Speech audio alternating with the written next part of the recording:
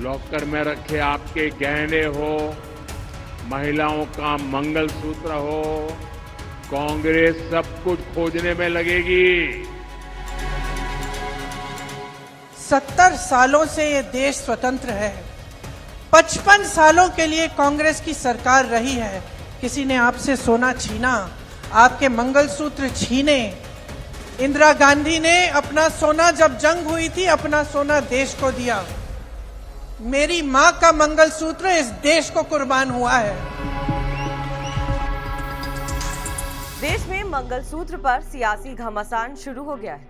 ये मुद्दा तब उठा जब पीएम मोदी ने कांग्रेस के घोषणा पत्र पर निशाना साधते हुए कहा था कि आपका मंगलसूत्र भी नहीं बचने देंगे। पीएम मोदी की बात का जवाब देते हुए कांग्रेस महासचिव प्रियंका गांधी ने कहा कि मेरी मां का मंगलसूत्र इस देश पर कुर्बान हुआ है। दादी इंदिरा गांधी ने जंग में अपना सोना देश को दिया था और पीएम मोदी कह रहे हैं कि कांग्रेस पार्टी आपका मंगलसूत्र और सोना छीन लेगी। देश में 55 साल तक कांग्रेस की सरकार रही है। किसी ने आपसे आपका सोना और मंगलसूत्र छीना? दरअसल राजस्थान में बांसवाड़ा में एक चुनावी रैली के दौरान प्रधानमंत्री नरेंद्र मोदी ने कहा था कि कांग्रेस महिलाओं के गहने और मंगलसूत्र लेकर पैसे ऐसे लोगों में बांट देगी जिनके अधिक बच्चे हैं। इसी के जवाब में कांग्रेस महासचिव ने ये बात कही थी। आइए जान लेते हैं कि आखिर वो क्या मौका था जिसके कारण इंदिरा गांधी को सोना देश के लिए देना पड़ा था। ये साल 1962 में हुए चीन भारत युद्ध की बात है। 20 अक्टूबर को चीन ने अचानक हमला बोल दिया था। भारत की सेना इस हमले के लिए बिल्कुल भी तैयार नहीं थी, क्योंकि आशंका ही नहीं थी कि चीन ऐसा भी कर सकता है। तत्कालीन प्रधानमंत्री पंडित जवाहरलाल नेहरू को भी चीन की इस मंशा का अंदाजा नहीं था।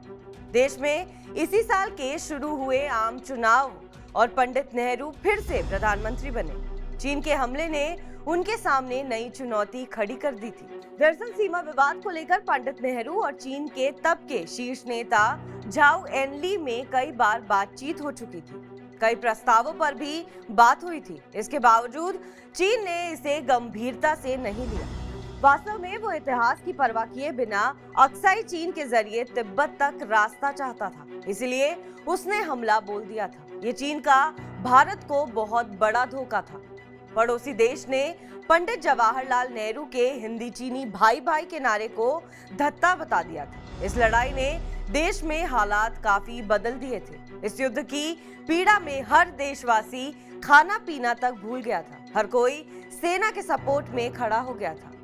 देश को आजाद हुए साल ही कितने हुए थे, फिर बंटवारे की विभीषिका देश झेल चुका था। ऐसे में लड़ाई के लिए हमारे पास अच्छे हथियार तक नहीं थे। आधे अधूरे हथियारों और दूसरे साजो सामान के साथ सीमा पर डटे सैनिक शहीद हो गए थे। पूरे एक महीने यानी 19 नवंबर तक का ये युद्ध चला और भारत के लिए इसका एक एक दिन भारी पड़ रहा था। जानकार बताते हैं कि युद्ध इस तरह से चल रहा था मानो खत्म ही नहीं होगा। भारतीयों के पास साजो सामान भले कम थे, पर हौसले में कोई कमी नहीं थी। आर्मी रिक्रूटमेंट सेंटरों पर सेना में जाने के लिए वॉलंटियर्स की बाढ़ आ गई थी। हर कोई देश के लिए चीन की गोलियां खाने को तैयार था। भारी संख्या में महिलाएं तक घरों से निकलकर राइफल चलाने का अभ्यास करने लगी थी। इसी बीच सामने आई इंदिरा गांधी। उन्होंने अपने सभी जेवर सेना के लिए दान में दिए। तारीख थी 2 नवंबर 1962। इंदिरा गांधी अपने सारे जेवर लेकर सैन्य सेंटर पर पहुंच गई और नेशनल डिफेंस फंड में सब दान में दे दिया। उनके जेवरों का कुल वजन 336 ग्राम था। इसके बाद तो जैसे मुहिम सी चल पड़ी। घरों से महिलाएं निकल पड़ी और उनसे जो कुछ भी बन पड़ा नेशनल डिफेंस फंड को उन्होंने जमा कराया। वे अपना हर तरह का जेवर सेना के लिए दान करने लगी। यहाँ तक महिलाएं अपना मंगलसूत्र तक सेना की दान पेटी में डालने से नहीं चूक रही थी।